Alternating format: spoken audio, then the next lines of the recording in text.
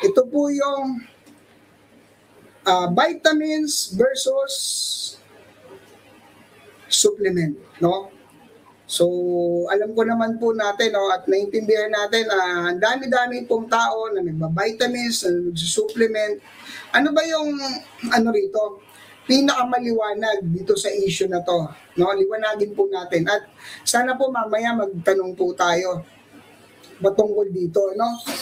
Gusto ko pong i-discuss sa pinakamaikli at sa pinakasimpleng pamamaraan itong or para maunawaan natin ng mas malalim, no, yung bakit ba tayo nagba-vitamins, bakit pa may supplement. Okay? Simulan po natin sa vitamins, no?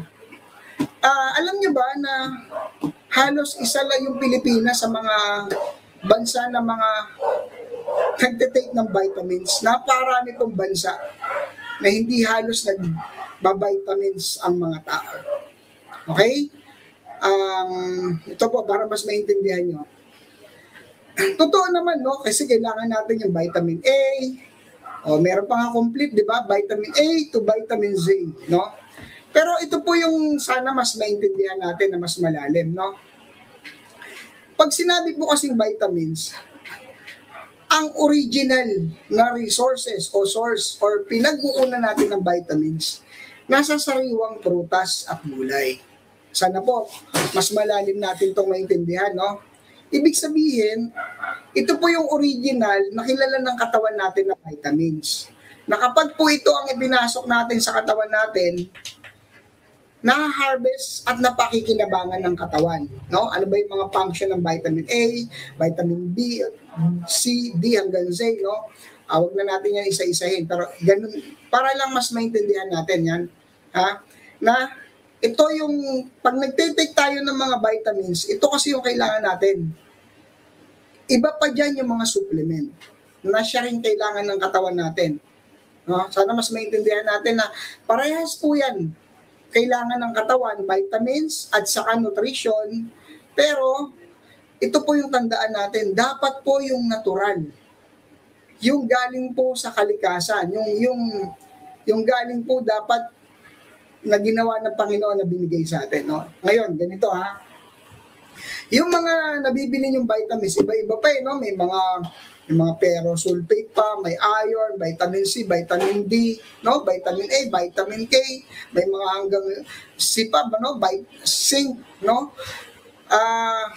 Sana po mas malinawan tayo na ang mga ito po, especially ginawa sa laboratorio o ginawa ng tao na hindi hinarvest lang, ito po yung mga artificial vitamins.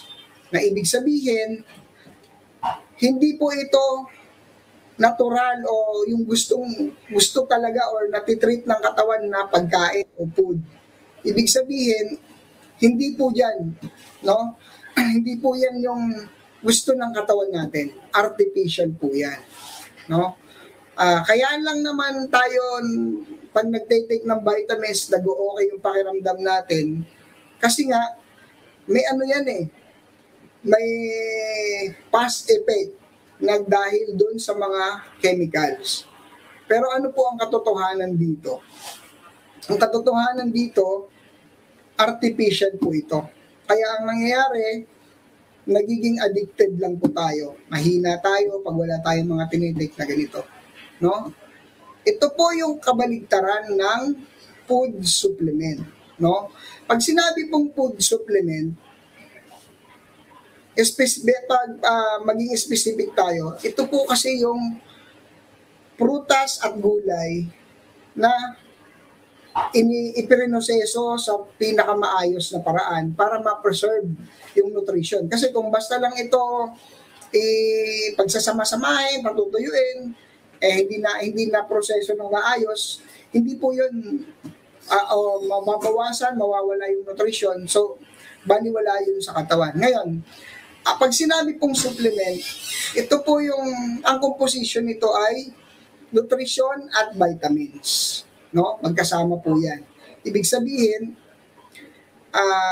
ito yung kailangan ng katawan kasi pagkain siya. Ngayon, Ang isa pong problema sa sa supplement, yung credibility. Kung paano na process, kung paano yan ginawa na maayos. Na ang ganda sanang pakinggan, yan yung kailangan ng katawan, pero dapat mag-iingat tayo dyan. Kasi importante po yung paano ginawa yan. Kung paano yung mga pagkakatiwala ang gumawa ng supplement, dapat yun yung matatangkilik natin at yun yung matetake natin. Kasi kung hindi rin po yan na i-proseso ng tama, yun nga, mawawala rin yung nutrition. Meron po kasing mga process ng supplementation katulad ng fermentation, yung binuburo, meron naman yung tinutuyo nila, ini-air dry, meron naman yung low heat, no? Yung sa capsulation, paano yan yung dehydration para lang mawala yung tubig. May mga prosesong ganito. Pero ang tanong, paano nila hinahandle ng tama yon para ma-preserve, no? Kaya napaka-importante po talaga yung mga gumagawa ng supplement, yung mapagkakatiwalaan natin. Yun yung iti-take natin. Okay? So ganito. Kailangan kasi natin ng sinasabing vitamins at nutrition araw-araw, no? Everyday po kasi meron tayong daily nutritional requirements yung katawan, no? Meron tayong pangangailangan sa mga electrolytes, sa vitamins, sa nutrition, no? Yan yung mga sinasabing vitamin A hanggang Z, yung nutrition katulad ng potassium, magnesium, sodium, calcium, no? Yung mga yan, meron yan requirements daily na kapag hindi mo na ibigay sa katawan, yung katawan natin may bangko yan, yung buto, no? Ngayon, every time na kulang yung nutrition natin at vitamin sa katawan, yung bangko natin, withdraw tayo ng withdraw. At anong mangyayari pag puro ganun yung senaryo? Pahina ng pahina yung buto natin, yung katawan natin. Nauubos yung reserve at hindi na po yan na ibabalik. No? Kaya kailangan yung mga reserva nating nutrition sa katawan, naka-imbak lang dapat. Para habang tumatanda tayo, ang haba or yung savings natin madami. Ngayon, ito yung problema. Hindi ka nagba-vitamins, hindi ka wala kang supplement. Kasi ganun eh. Sa vitamins po, no, hindi totoong nasusustain natin yung pangangailangan ng nutrisyon ng katawan at vitamins. Kasi nga po, artificial. Okay? So, nasusustain po yan sa pamamagitan ng tamang supplement at saka sariwang prutas at gulay. Ngayon, ganito. Kung nakakakain ka naman ng sariwang prutas at gulay palagi, especially mga hilaw, okay lang naman. Talaga naman na kahit wala tayong vitamins. Kaya nga meron tayong tinuturong or supplement, kaya nga tayo may tinuturong cleansing diet eh. Pero kapag busy tayo, no? Paano niyo mag-goal na araw-araw makakakain tayo ng enough nutrition, enough vitamins, no? Na araw-araw meron tayong nakakain sa lamesa. 'Di ba? So ano nangyayari pag hindi mo yan na ibigay sa katawan? Yung nutritional requirements ng katawan, hindi mo na ibibigay. So ito na yung papunta na tayo sa sakit ng nutritional deficiency. Alam niyo ba, kaya tayo may mga sakit sa buong katawan natin, may mga symptoms tayo nararamdaman, nagkakasakit sa atay, no? Yung kidneys natin nasisira, yung puso, yung brain, at kung ano-anong system at organs natin sa katawan. Isa pong pangunahing pinanggagalingan ng sakit natin is nutritional or vitamins deficiency. Kasi nga, hindi natin araw-araw na ibibigay sa katawan natin. Okay? Yun yung wala po tayong, hindi tayo may exempted doon. No? Kasi po yung katawan natin nabubuo, pinatatakbo at pinalalakas ng nutrition. Ngayon, yung peke or yung artificial yung ibibigay mo. Tapos, puro ka pa unhealthy pa yung lifestyle mo. Paano po yung katawan natin makakaiwas sa sakit. Paano tayo lalakas? Okay?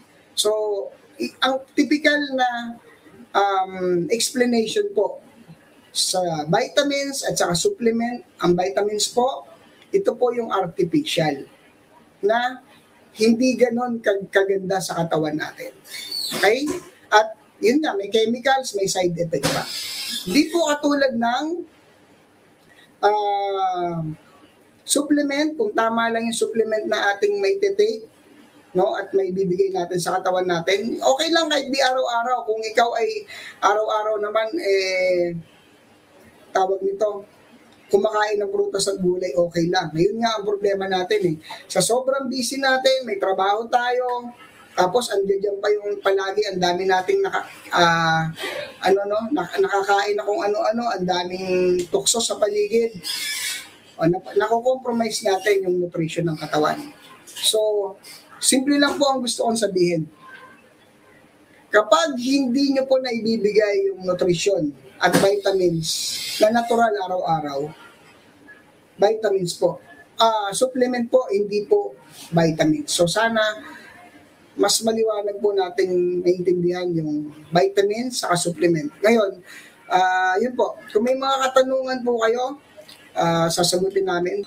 Ganito po, no, pagka po kayo naghanap ng supplement, mas maraming ingredients, siyempre, at trusted yung nagbibenta or company, okay po yon. Kasi yun po yung kailangan ng katawan natin, yung mga nutrition. Ngayon, wala naman pong sobra, okay lang naman kung mag-sobra yung nutrition kasi ilalabas din. Pero yun nga po, hindi po advisable na mag-take tayo ng sobrang dami. Yung iba, ang daming tinitake na supplement Kung pwede makuha nyo sa isa, okay na po yun. Kasi pag sobra, ilalabas din ng katawan natin. Kaya, yun po, dun lang kayo sa trusted, may bigay lang. Kasi, tingnan nyo meron katulad ng carbohydrates, protein, no?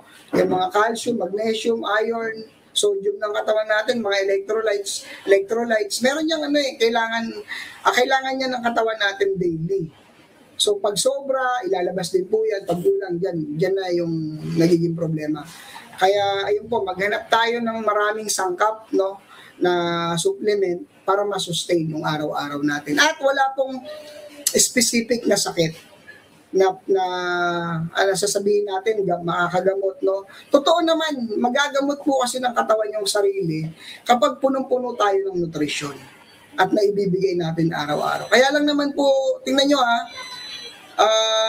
yung iba, paano gagaling or paano natin ma-achieve yung self-healing ng katawan natin kung hindi natin binibigay yung kailangan. Yan nga po, yung nutrition ng katawan. No?